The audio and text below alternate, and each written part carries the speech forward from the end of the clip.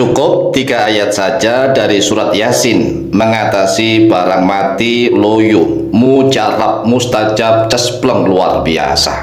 Assalamualaikum warahmatullahi wabarakatuh.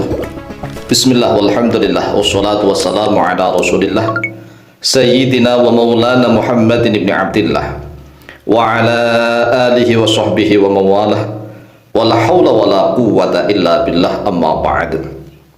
Saudaraku kaum muslimin wal muslimat rahimakumullah, yang tidak lupa dan tidak bosan-bosannya senantiasa kami doakan, semoga Allah Azza wa Jalla memberikan kesehatan, sehat walafiat lahir dan batin.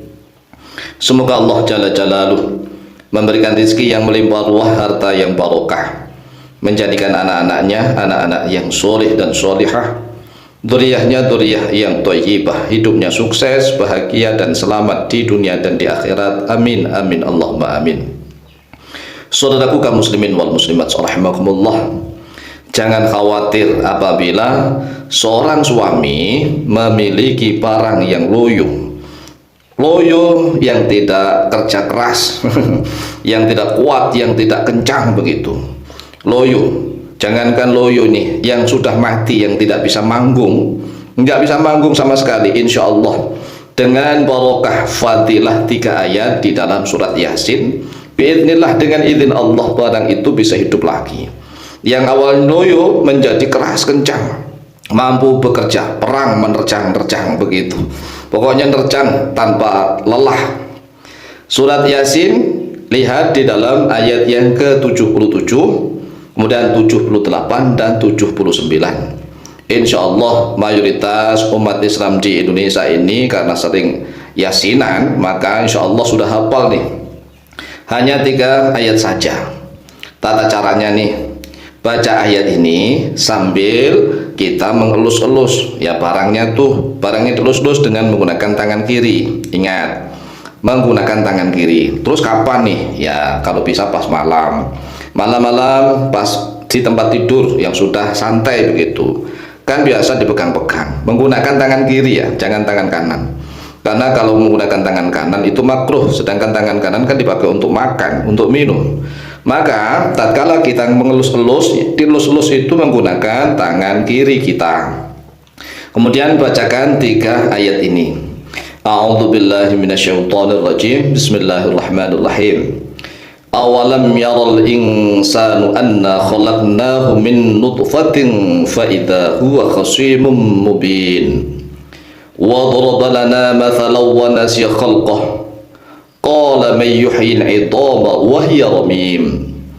Qul yuhyiha alladhi ansha'aha awwal marrah wa huwa bikulli khalqin 'alim.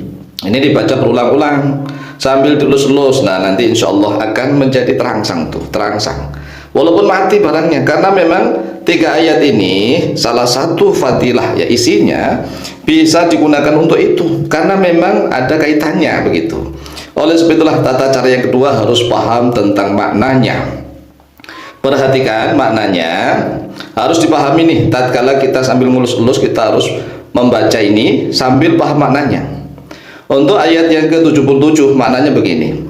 Awalam yaral insanu, apakah tidak melihat al-insanu oleh manusia, anna khalaqnahu, bahwa sesungguhnya kami, kata Allah, khalaqna, yaitu telah menciptakan oleh kami hu, kepada manusia, pada insan, min nutfatin, dari nutfah. Nutfah itu apa? Nutfah itu air sperma, air mani. Jadi ini sangat berkaitan nih ya, makanya harus dipahami maknanya. Awalam yaral insanu anna khalaqnahu min nutfatin fa idza huwa khasimun mubin. Fa idza huwa, lalu tiba-tiba dia manusia, khasimun, yaitu membangkang, membantah, mubinun, yang nyata. Kemudian tatkala kita membaca, kita bermaksud untuk barang kita gitu. Apakah manusia itu tidak melihat bahwa sesungguhnya kami, kata Allah, menciptakan dia itu dari sperma, dari mani. Lalu tiba-tiba dia menjadi pembangkang, ya, tidak memenuhi perintah, tidak taat. Mubinun, yang nyata. Nah sama dengan barangnya. Kamu ini diciptakan oleh Allah dari sperma, dari air nutfah. Lalu kenapa engkau loyo begitu? Kenapa engkau mati? Ayo, ayo hidup lagi, ayo begitu. Ayo begitu ya, paham nih ya? Ayo, jangan mati, ayo bekerja, menendang, ayo begitu, berjuang, menendang, menembus begitu. Kemudian untuk ayat yang ke-78. Wa daraba lana mathalan wa nasiya khalqah. Wa daraba, dan telah menjadikan oleh dia insan. Daraba artinya awalnya memukul. Jadi lafaz doroba itu pada awalnya lafadznya bermakna memukul, tetapi di sini berarti atau bermakna menjadikan. Manusia itu menjadikan lana untuk kami, kata Allah, mathalan pada mathal, contoh, perbandingan. Jadi jangan sampai manusia itu membuat perbandingan kepada Allah.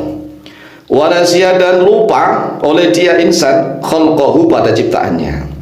Manusia janganlah lupa pada ciptaannya, ya sesuai dengan fungsinya. Manusia diciptakan untuk apa, berfungsi apa begitu, termasuk barangnya itu.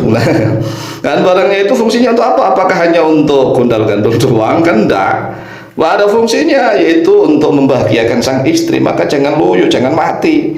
Wa daraba lana mathalan wa nasiya khalqah.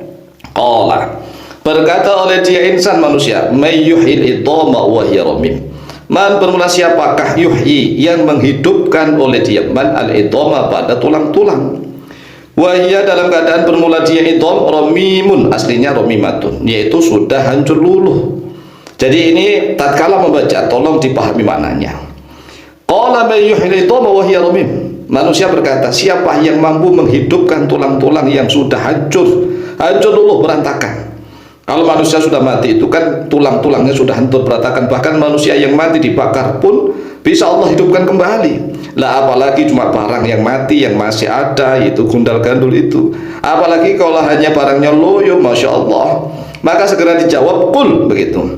Qul, katakanlah oleh engkau wahai Muhammad, yuhyiha alladzi ansha'aha awwala marrah. Yuhyiha, yuhyi, menghidupkan ha kepada idham, yaitu tulang-tulang yang sudah hancur luluh. Alladzi, oleh zat yang ini siapa? Yaitu Allah. Ansya'a, yang telah menumbuhkan.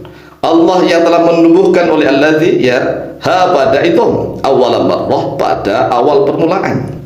Maksudnya bagaimana? Tatkala kita membaca qala may yuhyil idhama wa hiya ramim, siapakah yang menghidupkan tulang-tulang yang telah hancur luluh, sedangkan tulang-tulang itu sudah ya nggak bisa menyatu. Qul, maka katakanlah begitu, yuhyiha, menghidupkan kepada tulang-tulang itu alladzi, yaitu zat yang maha perkasa, Allah azza wa jalla, ansya'aha, yang telah menghidupkan tulang-tulang itu, yang telah menciptakan tulang-tulang itu, yang telah menumbuhkan tulang-tulang itu, awal marrah, pada awal pertama kali. Wa bermula dia Allah bikulli khalqin, pada setiap ciptaan, alimun, yaitu maha mengetahui. Demikian silahkan diamalkan, insyaallah mustajabah biidznillah, wallahu ta'ala a'lamu bishawab.